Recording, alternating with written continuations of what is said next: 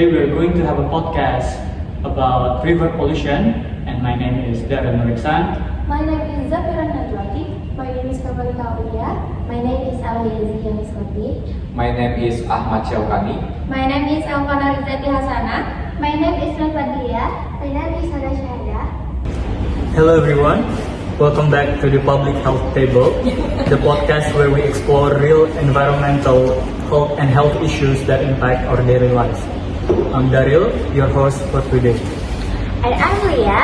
Today we will discuss a topic that affects millions of people, especially in Indonesian river pollution. The rivers are not just an environmental problem, but a public health crisis. So today we invite 6 guest speakers who will share insights, experience, and solutions. We will divide this episode into 6 segments. Each segment features one host and one guest speaker. Let's get started. So to start, let's talk about the basics. Zihya, can you explain what river pollution actually is and why it's such a serious issue? Of course, river pollution refers to the contamination of rivers by harmful substances such as plastics, chemicals, household waste, industrial wastewater, and agricultural runoff. This pollution affects not only the environment but also human health. In many regions of Indonesia, rivers are primary water source for cooking, bathing, and even drinking. When rivers become polluted, communities face risks such as diarrhea, skin infection, heavy metal poisoning, and reduced water availability. It is also destroy aquatic ecosystem, killing fish and plants that local people depend on. Okay, that is a very clear explanation. But in your opinion, what is the biggest cause of river pollution in Indonesia? I believe the main issue is poor waste management. Many households still throw trash directly into rivers because they lack proper disposal facilities. Combined with industrial waste that is not properly treated, this creates a dangerous mix that fully kills the river. Lack of public awareness also contributes to the problem. Okay, thank you so much, Julia. Now we move on to the next perspective. Elfa, can you share more about how river pollution affects local communities? Absolutely. River pollution has multiple impacts. First, it increases the number of waterborne diseases such as cholera, typhoid, and hepatitis A. Families living near polluted rivers often suffer from chronic health problems. Second, it affects the economy. Fishermen lost their income because fish population decreased. Third, polluted rivers reduce the quality of life. The smell, the visual pollution, and the loss of clean water sources all make daily living harder. That sounds very worrying. Do you think the government has done enough to address this issue? There have been improvements like stricter regulation and river cleaning program. However, implementation is still inconsistent. The government needs stronger monitoring, and communities must also be involved actively. Good insight. Thank you, Elfa. Now, let's talk about community behavior. Lika, in your observation, how does public behavior contribute to river pollution? Okay, in my opinion, public behavior plays a huge role.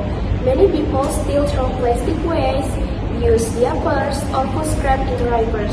They might think it's just one piece of trash, but when millions of people do the same thing, the river becomes a landfill. Cultural habits also matter. Some communities have done this for generation, so they don't realize the long-term effect. So, what changes can be made to improve public habits? I think education is the key. School, community leaders, and health workers need to promote proper waste disposal. Building more trash bins and improving waste collection system will also help. Most importantly, people need to understand that clean rivers mean healthy life. Okay, thank you so much, Lika. Now, let's talk about larger contribution. Anna, industries and farms are often blamed for river pollution. Can you explain their role? Yes, factories and agricultural activities contribute significantly. Many industries release untreated wastewater degrade into rivers. This waste often contains heavy metals, chemicals, or toxic substances that are dangerous to humans and ecosystems. Meanwhile, agriculture uses large amounts of pesticides and fungicides when rain takes chemical flow into rivers, cause fungal blooms or poisoning fish. That sounds like a big challenge. What solution would you suggest? Strict enforcement of industrial wastewater regulation, promoting eco-friendly farming practice, and supporting harvesting transitioning to organic alternatives. Pollution control should be both preventive and collaborative.